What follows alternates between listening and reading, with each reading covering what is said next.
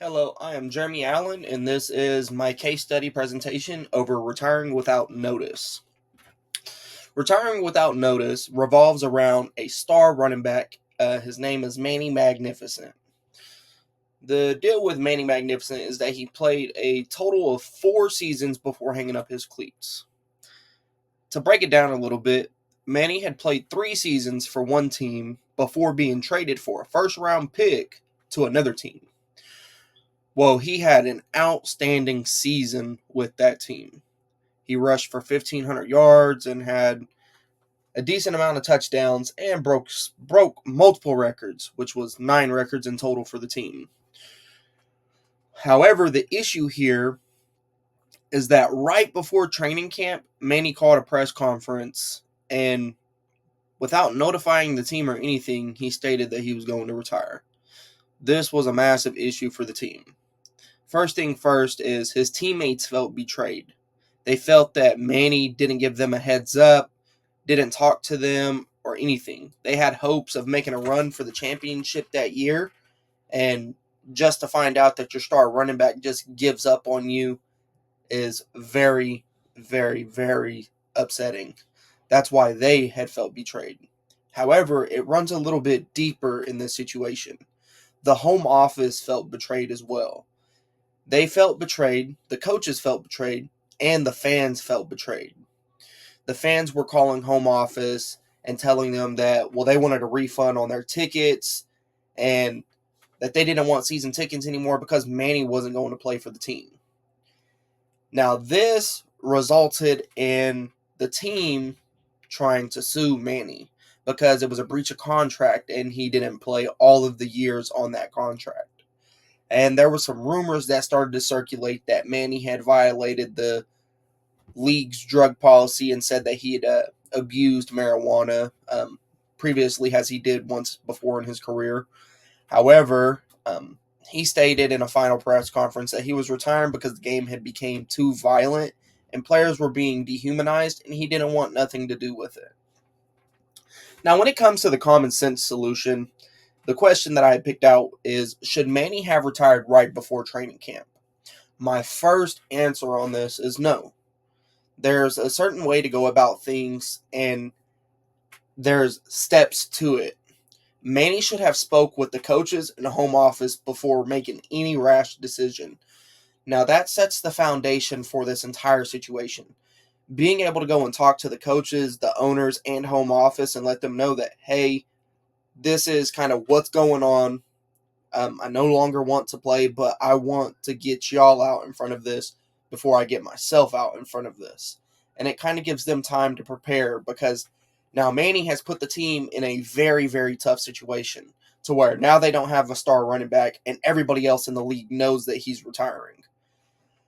Now, there's multiple ways that Manny could have went about this. The first one being that Manny should have reached out and spoke with the coaches immediately, which I feel would have been at the end of the previous season. So they were a first round exit, which means that there was 5 to 6 weeks possibly at the end of the season that Manny could talk with coaches that, hey, there's a possibility that I would like to retire. Now, there's another part to this, is that Manny should have cleared the air with the entire team before doing a press conference. Now, Manny was part of the team. He had an outstanding season, broke 9 team records, but he didn't talk to anybody on the team. Now, if Manny would have went and talked to his teammates and let them know, hey, I'm considering retiring, I'm considering making this move, then I feel that everybody would have responded in a different way. Now, the last part to my common sense solution is have valid reasons for retiring. Typically, an athlete retires because they're injured. We've seen it multiple times before. Bo Jackson, for instance, was an outstanding running back for the Raiders, and he had got a hip injury which forced him to retire from playing in the National Football League. Now, that's a solid and valid reason for retiring. Manny's reason revolves around the dehumanization of players and because the game had become too violent. Part about playing football is being aware and understanding that the game is violent, that there's really nothing we can do to it besides making the game, the word I'm looking for is a little bit softer. Now we can do that, but it don't help really everybody. So in essence, the common sense solution is just talking with everybody and letting them know ahead of time before making any rash decision. Now when we transition to the moral theory based decision making model, I chose deontological based decision making. The question that I decided to pick is it ethical for athletes to participate in violent sports such as football?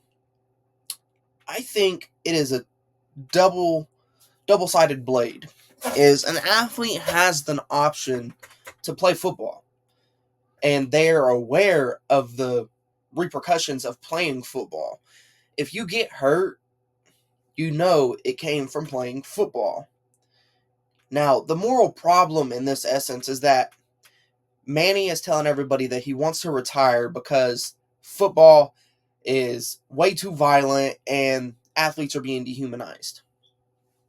The first part here in the entire problem is Manny had played 4 seasons of professional football. That's not including maybe 4 years of collegiate football and 4 years of high school football and maybe 8 to 10 years of little league football.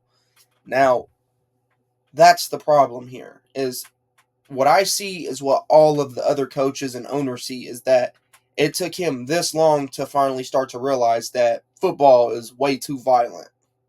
That's the moral problem here, is that the timing is he could have let people know that the game was just it's getting a little harsh here and there, but instead of giving a proper notice, he waited until the wrong time.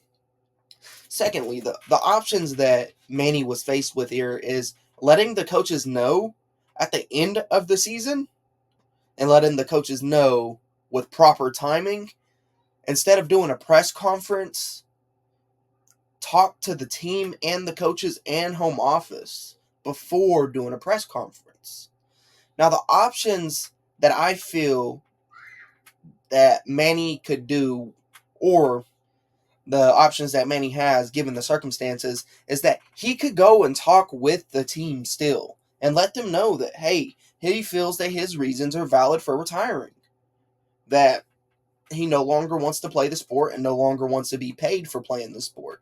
He feels that it's too violent and that he is dehumanized. Now, the second option is just kind of keeping your head closed and going on about your business.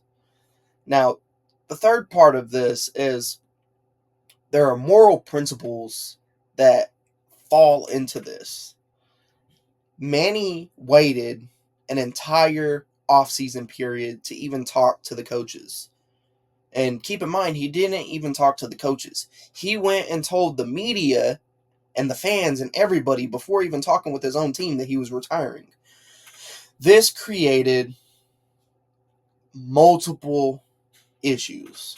The first one being that he violated most of the moral principles that anybody wouldn't want violated. The first one being honesty. You have to be honest with not only your coaches, but your team, the owners. This is professional football. You're being paid to play. Secondly, being truthful.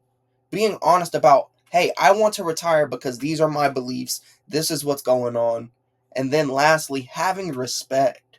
Respect is something that is earned and it is not given.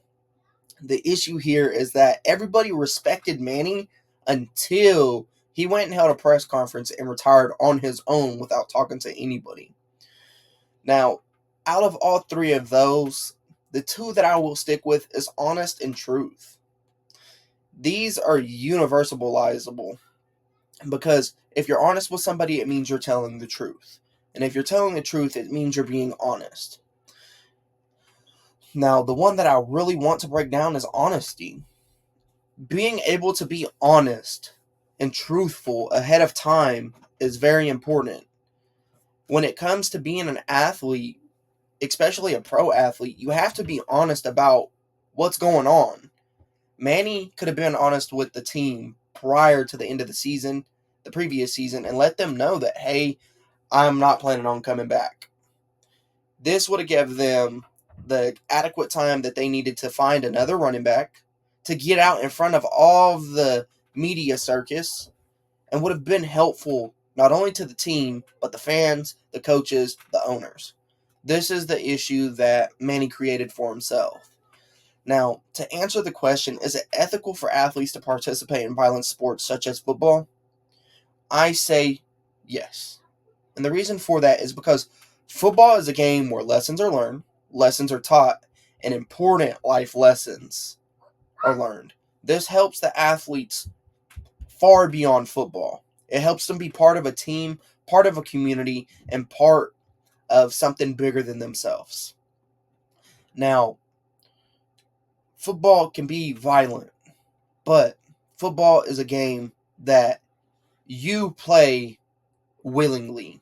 You're not forced into it, and yes, it's for the amusement of others at times, but football is a game where you have to be willing to play it. Nobody will force you to put on shoulder pads and play the game.